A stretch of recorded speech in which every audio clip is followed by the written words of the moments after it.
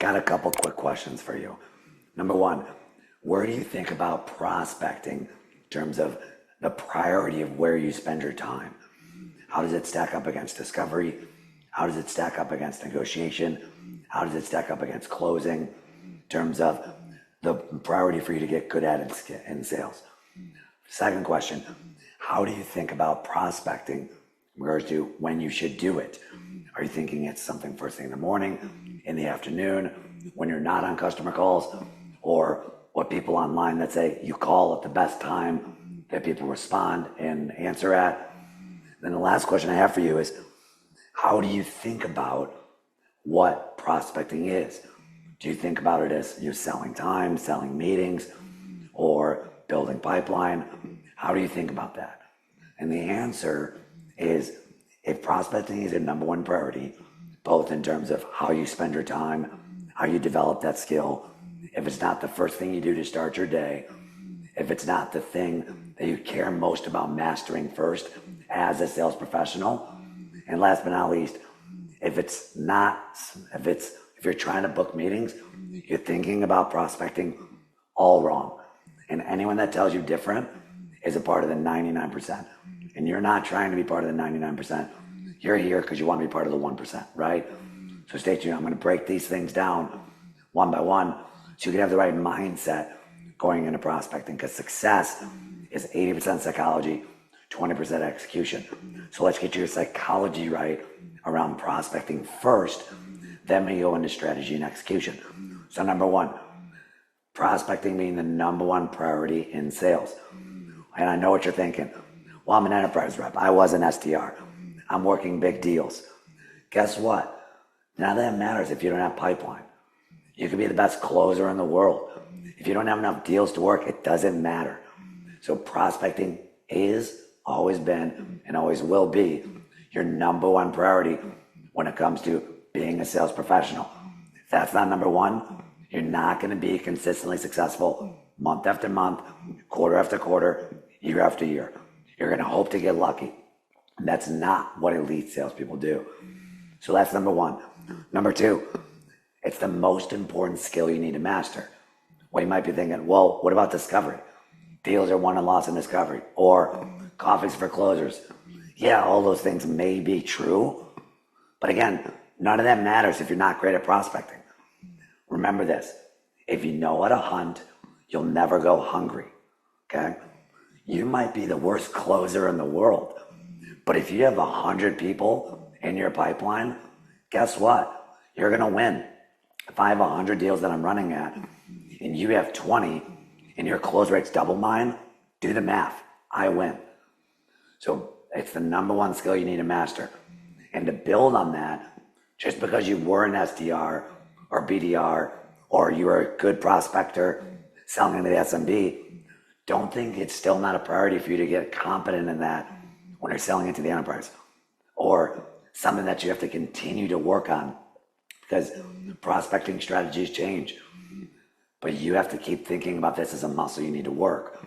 And what a lot of reps make the mistake of doing is they say, okay, but I learned how to prospect. I got promoted to be an AE. Now I'm good. That's a BS. And one of the biggest reasons why AEs fail is because they didn't take the time when they were in that learning role as a business development rep and build a strong foundation that they can leverage as an account executive. So you can't take your foot off the gas when it comes to trying to learn prospecting and continue to flex the muscle. Because just like any muscle you have, if you don't use it, it deteriorates. Same thing goes for prospecting. So continue to flex that muscle every single day. And speaking of every single day, prospecting should be done every single day. And I know what you're thinking. Well, if I got a full pipeline, I got to meet with my customers first. No, because what every rep does is they'll start the year, January and February, put together an amazing plan to attack their patch, and they'll put a lot of time and energy and effort to build a pipeline. And they'll do that January, February, March. Then come March and April, they have a lot of meetings on their calendar. They have a lot of projects that they're working because they felt the benefits of their effort a couple months later, which I want you to think about. You should be thinking 60 to 90 days out. So guess what happens when you have a full calendar When you have a full pipeline, you naturally book meetings over prospecting time. So then what do? You take your foot off the gas unintentionally. And then you're taking your foot off the gas through April and May. And then come June, July, you all of a sudden you're like, my calendar's empty. Oh my God, I got to scramble. The way you stay out of that hamster wheel is you're constantly doing it every single day. And you have to do it first thing in the morning. And you're probably thinking, well, what I saw on LinkedIn from Mr. and Mrs. Guru is, decision makers answer the phone before, between 4 or 5 p.m. the most. None of that matters if your energy's shot, okay?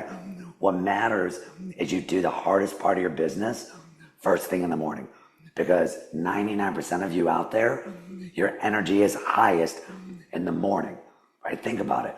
You don't have the same level of energy and intensity at 4, 5, 6 p.m. as you do at 8 to 10 a.m.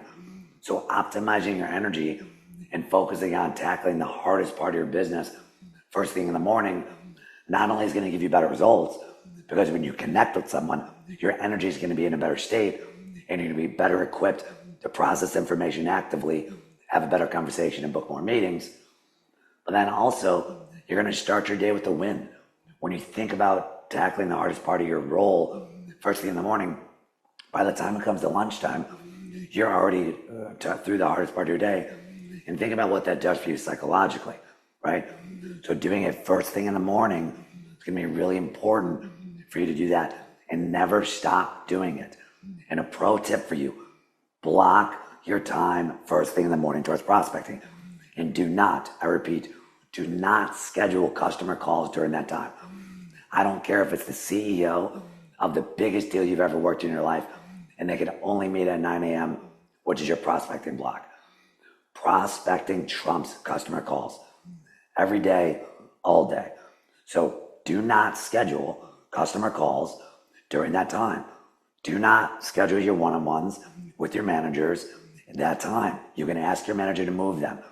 Avoid doing anything during those prospecting time, because that's how you feed yourself.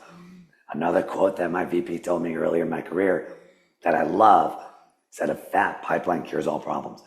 And that's what we're trying to do. Help you learn the mindset around building a fat pipeline.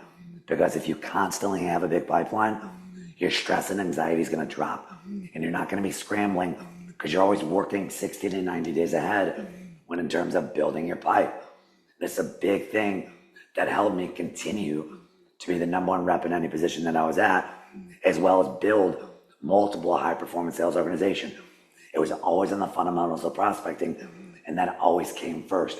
We never spent any time working on discovery or closing until we got sufficient at prospecting. And you need to do the same. And the last thing I want you to take away when you think about the mindset of prospecting is you are not selling meetings. You are not interrupting people's day.